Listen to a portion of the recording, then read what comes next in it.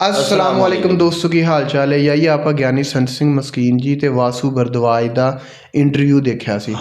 ਦੋਸਤਾਂ ਨੇ ਸਾਨੂੰ ਇੱਕ ਲਿੰਕ ਸੈਂਡ ਕੀਤਾ। ਉਹਨਾਂ ਨੇ ਆਖਿਆ ਕਿ ਜੀ ਸ੍ਰੀ ਦਰਬਾਰ ਸਾਹਿਬ ਦੇ ਅੰਦਰ ਵਾਸੂ ਬਰਦਵਾਜ ਨੇ ਖੁਦ ਸਪੀਕਰ 'ਚ ਆਣ ਕੇ ਇਹ ਕਿਹਾ ਕਿ ਮੈਂ ਕਿਸ ਤਰ੍ਹਾਂ ਗੁਰੂ ਗ੍ਰੰਥ ਸਾਹਿਬ ਦੇ ਬੋਲਾਂ ਦੀ ਵਜ੍ਹਾ ਤੋਂ ਸਿਹਤਮੰਦ ਹੋ ਗਿਆ। सही ਉਹ ਪਿਛਲੇ ਇੰਟਰਵਿਊ 'ਚ ਉਹਨਾਂ ਨੇ ਕਿਹਾ ਸੀ ਕਿ ਮੈਨੂੰ ਕੈਂਸਰ ਦੀ ਬਿਮਾਰੀ ਸੀ, कैंसर दी ਤੇ बीमारी ਉਹ ਕੈਂਸਰ ਦੀ ਬਿਮਾਰੀ ਕਿਸ ਤਰ੍ਹਾਂ ਠੀਕ ਹੋਈ। ਅੱਜ ਇਸ ਵੀਡੀਓ 'ਚ ਆਪਾਂ ਇੱਕ ਛੋਟਾ ਜਿਹਾ ਇੰਟਰਵਿਊ ਹੈ ਵਾਸੂ ਬਰਦਵਾਜ ਦਾ, ਉਹ ਸੁਣਨੇ ਆ। ਉਮੀਦ ਹੈ ਦੋਸਤਾਂ ਨੂੰ ਇਹ ਵੀਡੀਓ ਪਸੰਦ ਆਏਗੀ। ਤੇ ਦੋਸਤੋ ਬਹੁਤ ਸਾਰੇ ਦੋਸਤਾਂ ਨੇ ਇਹ ਸਾਨੂੰ ਲਿੰਕ ਭੇਜਿਆ ਸੀ, ਉਹਨਾਂ ਦੀ ਰਿਕੁਐਸਟ ਅਸੀਂ ਸੁਣ ਰਹੇ ਹਾਂ, ਤੁਸੀਂ ਜ਼ਰੂਰ ਐਂਡ ਤੱਕ ਸੁਣਿਆ ਜੇ। मेडिकल रिपोर्ट्स भी अपनी एक ही आवाज़ में बोल रहे हैं। जो करिश्मा हुआ था इसके बारे में ही मैं बताऊंगा क्योंकि समय जा रहा है। वो दिन था मई 5, 2002। मुझे यहाँ मेरे परिवार के लोग उठा करके ले आए थे। कभी थोड़ा चल सकता था, कभी फिर से उठाया जाता था, कभी कोशिश करता था कि मैं खुद ही चल के पहुँचूँ, लेकिन ये मुमकिन न रहा और बाद में हमें उठाकर ही ले जाया गया। आप यहाँ अकाल तख्त जो देख रहे हैं, इसके करीब 2 निशान साहिब जो हैं, उसके आगे जरा राइट में आप टर्न लोगे तो वहाँ सरदार विक्रम सिंह की याद में एक केबिन बनी हुई है और ये केबिन में मेरा पाठ हुआ था और उसमें लकड़ी का फर्नीचर थोड़ा ज़्यादा है। और सरदार विक्रम सिंह जो लद्दाख के हीरो थे, जिन्होंने अपनी ज़िंदगी समर्पित कर दी और 22 नवंबर 1963 में वो लड़ते लड़ते मारे गए थे। He is known as hero of Ladakh. मैं अंदर गया और केबिन में मैं लेटा हुआ था और लेटे लेटे मैं ये पाठ सुन रहा था और 8:30 बजे ये पाठ जब शुरू हुआ तो मुझे अजीब से वाइब्रेशंस महसूस होने लगे थे। मैं बड़ी श्रद्धा से गया था उस वक्त जब गया था तब, क्योंकि मेरी सिस्टर इन लॉ ने और सरदार केसर सिंह साहब जो है सूरत में, जो होटल इंडस्ट्रियलिस्ट तो हैं ही गुरु कृपा से, लेकिन वहाँ के उजना सूरत गुरुद्वारा के प्रधान भी है, उनसे भी मैंने काफ़ी जानकारी मूल मंत्र के बारे में, सिखिज़म के बारे में और गुरुबानी के बारे में प्राप्त की थी।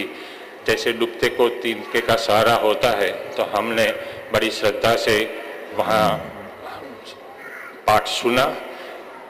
आपको मालूम है कि 7.5 घंटे के बाद शायद वो सुखमनी साहिब जी का पाठ शुरू होता है और जैसे ही वो पाठ शुरू हुआ हमें जो वाइब्रेशंस महसूस होते थे, in English it is called the waves of energy, वो एनर्जी वेव्स मेरे शरीर में प्रवेश कर रहे थे। मैंने इसलिए मेरी धर्मपत्नी को कहा कि तुसी मेरे से गल नहीं करो, मुझे डिस्टर्ब नहीं करो, मैं ये पाठ काफ़ी एंजॉय कर रहा हूँ। उसमें हिंदी उर्दू के अल्फाज भी होते हैं, तो मैं उसके मतलब भी समझने लगा था। जैसे ही सुखमनी साहिब का पाठ आगे बढ़ा और भी मुझे एनर्जी वेव्स मिले और ये जो दाहिना कान जो बंद था और डॉक्टरों ने ऑडियोग्राम रिपोर्ट्स में कई अलग अलग लेबोरेटरीज के रिपोर्ट हैं लिख के दिया है कि आप जिंदगी में कभी भी ये कान से नहीं सुन सकोगे, क्योंकि कान के नर्व्स जो हैं वो डेड हो चुके हैं कैंसर की वजह से और हड्डी की जो रचना है वो भी ख़त्म हो गई है। जैसे वो पाठ आगे बढ़ा, हमने और भी एक करिश्मा महसूस किया। पता नहीं मेरी बेटी को क्या ख्याल आया, मैं चौकड़ी मार्ग पर उस वक्त बैठ गया था, इसलिए बेटी सोच रही थी कि पापा देखने में अच्छे लगते हैं, मम्मी के पास बैठे हैं, तो वो तो एक मेमोरी पिक्चर लेने जा रही थी, उसका इरादा और कोई था नहीं। हमें तो पता ही नहीं था कि आगे क्या होने वाला है। और ये पाठ और आगे बढ़ते ही वहाँ से एक अचानक एक रोशनी हुई, एक ज्योत ऐसे ही प्रकट हो गई और थोड़ी वाइब्रेट होने के बाद वो स्टेडी भी हो गई। फिर वो मेरे पास आने लगी, जिसके फोटोग्राफ हैं, नेगेटिव हैं, और मेरे शरीर में ये उंगली पर प्रवेश कर गई, यहाँ से उसके 2 हिस्से हुए थे और आगे बढ़ते बढ़ते ये शरीर में ऊपर कुछ waves of energy are entering my body. ये बिल्कुल पर्सनल प्राइवेट स्पिरिचुअल एक्सपीरियंस होता है, आपको भी अलग सा होगा, यही नहीं कि यही हो। लेकिन ये जब एनर्जी वेव आगे बढ़ते गए, ये कान जो था, जो 5 साल से बंद था, डॉक्टर कहते थे आपने कभी नहीं सुन पाओगे, वो सुखमनी साहिब का पाठ सुनते सुनते ये कान खुल गया। सुखमनी। आज भी ये कान खुला हुआ है और मैं कथा कीर्तन एंजॉय करता हूँ। जैसे ये पाठ आगे बढ़ता गया, फिर और भी एक अजीब सी बात हमने महसूस की, जो जोत आगे बढ़ी थी, मेरी बेटी ने 5-6 फोटो निकाले, इसमें से एक फोटो में ये जोत आप देख सकते हैं। आगे ये सरदर्द मुझे रहता था, यहाँ जो कैंसर का ट्यूमर है वो आज भी बना हुआ है, लेकिन अभी वो कैंसर का नहीं है, सिर्फ ट्यूमर है। जैसे ये मोल होता है वो भी एक ट्यूमर है, जिसको अंग्रेजी में बिनाइन ट्यूमर कहते हैं। कैंसर का ट्यूमर हो उसे मैलिग्नेंट ट्यूमर कहते हैं। तो अखंड पाठ के पहले के रिपोर्ट कहते हैं कि मैं कैंसर से खत्म हो जाऊंगा। अखंड पाठ के बाद के रिपोर्ट कहते हैं कहीं शरीर में कैंसर है ही नहीं। ये मैंने दावा नहीं करना है, ये मुझे कुछ भी नहीं क्लेम करना है, ये मेडिकल रिपोर्ट्स अपने आप बोल रहे हैं। और आज तो मेरे जो डॉक्टर जो थे cancer specialist, chief cancer specialist, मैं हिंदी में बता रहा हूँ, डॉक्टर के सीसा कहते हैं कि वासु भारद्वाज को कैंसर हुआ, इसलिए हम अगस्त 2001 से उन्हें कीमोथेरापी दे रहे थे। 6 कीमोथेरापी फेल हुई थी, यहाँ होल का निशान भी बना हुआ है। लेकिन जब से वो हरमिंदर साहब से वापस आए हैं, हम तो यहाँ स्टेम सेल ट्रांसप्लांट की तैयारी करते थे, लेकिन जब से वो हरमिंदर साहब जाकर का अखंड पाठ अरदास करके वापस आए हैं, तब से उनके शरीर में हमने जहाँ जहाँ खोज चलाई, हमें कहीं भी कैंसर देखने को नहीं मिला। इसलिए हमने स्टेम सेल ट्रांसप्लांट ड्रॉप कर दिया है और वासु भारद्वाज एक तंदुरुस्त शख्स की तरह कोई भी तनावपूर्ण सिचुएशन में कोई भी काम कर सकते हैं, घूम सकते हैं। आंखों के चश्मे थे वो भी कम हो गए।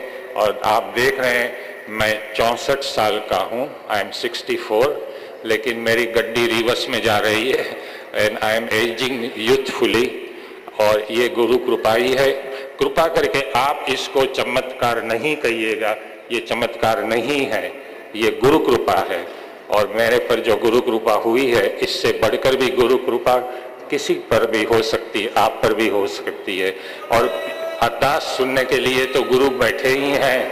जैसे कबीर ने भी कहीं कहा है कि आप दिल से अरदास करो तो आप सुन सकते हैं, अरदास गुरु तक पहुंच भी सकती है। कबीर कहते हैं मस्जिद मुल्ला बांग पुकारे, क्या मेरा साहिब बहरा है, चींटी के पाँव में नुपुर बाजे, वो भी मेरा साहिब सुनता है। तो ये अरदास तो डॉक्टर भी आज करने लगे, जो मुझे ट्रीट कर रहे थे गुरुवाणी वो भी पढ़ने लगे हैं। मरीजों को ये भी सलाह देते हैं, पढ़ाई के मुताबिक आपके दवा देते हैं, लेकिन आप हरमिंदर साहब जा कर के वहाँ अखंड पाठ और अरदास करोगे तो आपको भी जो वासु भारद्वाज के साथ हुआ, ऐसी इससे भी बढ़कर गुरु कृपा हो सकती है। यही एक छोटा करिश्मा आपको भले लगे, बात वैसे तो छोटी है, कहानी छोटी है, लेकिन इसके पीछे जो बात छुपी हुई है वो बहुत ही बड़ी है। और ये ज्ञान मैंने मस्कीन जी के कैसेट्स, वीडियो सीडीज सुनकर पाया है। और आज भी जब भी उनकी आवाज़ सुनता हूँ, आज घर में मुझे ऐसा लगता है गुरु मेरे मन में बसे हुए हैं। और गुरुबाणी में ये वचन भी गुरु ने दिया है, तीर्थ नावण जाओ, तीर्थ नाम है, तीर्थ शब्द विचार अंतर ज्ञान है। मैं अरदास करूं कि मेरी तरह आपका मन भी एक ऐसा तीर्थ बने और आप भी गुरुबाणी की सेवा में रहो। वाहेगुरु जी का खालसा, वाहेगुरु जी का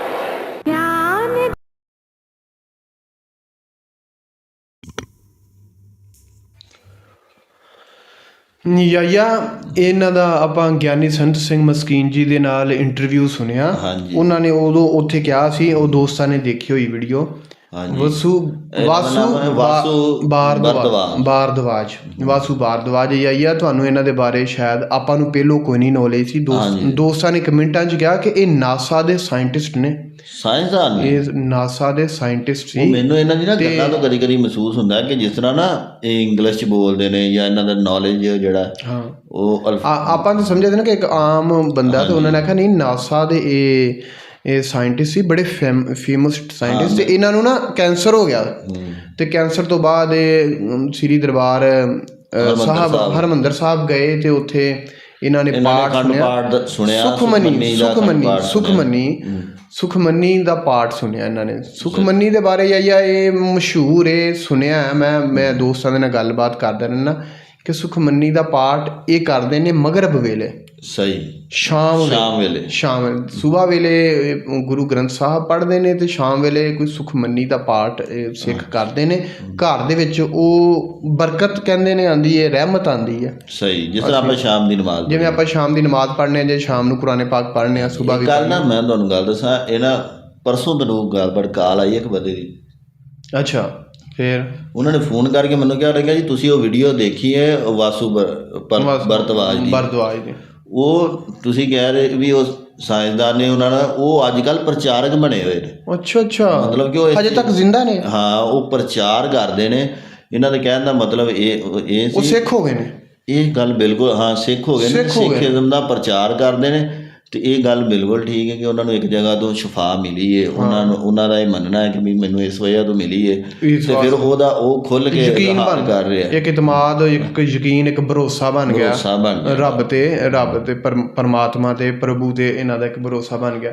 ਤੇ ਇਹ ਨਾ ਯਾ ਕਥਾ ਜਾਂ ਵੀਡੀਓ ਆਪਾਂ ਸੁਣਨੇ ਪੁਰਾਣੀਆਂ ਵਾ, ਕਿਉਂਕਿ ਬਹੁਤ ਪੁਰਾਣੀਆਂ ਆਪਾਂ ਵੀਡੀਓ ਸੁਣਨੇ ਆ, ਲੇਕਿਨ ਆਪਣੇ ਨਾਲ ਨਾ ਨਵੇਂ ਲੋਕ ਜੁੜ ਰਹੇ ਨੇ। ਯਾਨੀ ਕਿ ਯੰਗ ਜਿਹੜੇ ਲੋਕ ਹੈ ਨਾ, ਬਿਲਕੁਲ 25 ਸਾਲ ਤੋਂ, ਦੋਸਤੋ ਸਾਡੇ ਚੈਨਲ ਤੇ ਜਿਹੜੀ ਆਡੀਅנס ਹੈ 25 ਤੋਂ 36 ਸਾਲ ਤੱਕ ਤਕਰੀਬਨ 50% ਆਡੀਅנס ਹੈ। ਤੇ ਉਹ ਬਹੁਤ ਵਧੀਆ ਲੱਗਦਾ ਕਿ ਇੰਨੇ ਯੰਗ ਮੁੰਡੇ ਖੁੰਡੇ, ਯਾਨੀ ਕਿ ਜਿਹੜੇ ਧਰਮ ਤੋਂ ਦੂਰ ਹੁੰਦੇ ਨੇ, ਉਹ ਸੁਣਦੇ ਨੇ। ਹਾਂ, ਬਹੁਤ ਸਾਰਿਆਂ ਨੇ ਆਪਾਂ ਨੂੰ ਕਮੈਂਟ ਕਰਕੇ ਇਹ ਵੀ ਕਿਹਾ ਕਿ ਤੁਹਾਡੀ ਵਜ੍ਹਾ ਤੋਂ ਅਸੀਂ ਮਸਕੀਨ ਜੀ ਨੂੰ ਸੁਣਨੇ ਆ, ਤੁਹਾਡੀ ਵਜ੍ਹਾ ਤੋਂ, ਤੁਹਾਡੇ ਚੈਨਲ ਦੀ ਵਜ੍ਹਾ ਤੋਂ ਅੱਗੇ ਅਸੀਂ ਨਹੀਂ ਸੁਣਦੇ ਹੁੰਦੇ ਸੀ, ਤੇ ਸਾਨੂੰ ਬਹੁਤ ਵਧੀਆ ਲੱਗਦਾ। ਤੇ ਦੋਸਤੋ, ਉਮੀਦ ਹੈ ਕਿ ਤੁਹਾਨੂੰ ਇਹ ਵੀਡੀਓ ਪਸੰਦ ਆਈ ਹੋਏਗੀ। ਮਿਲਦੇ ਹਾਂ ਇੱਕ ਨਵੀਂ ਵੀਡੀਓ ਨਾਲ। ਆਪਣਾ ਖਿਆਲ ਰੱਖਿਆ ਜੇ, ਦੁਆਵਾਂ 'ਚ ਯਾਦ ਰੱਖਿਆ ਜੇ। ਅੱਲਾਹ ਨਿਗਹਿ।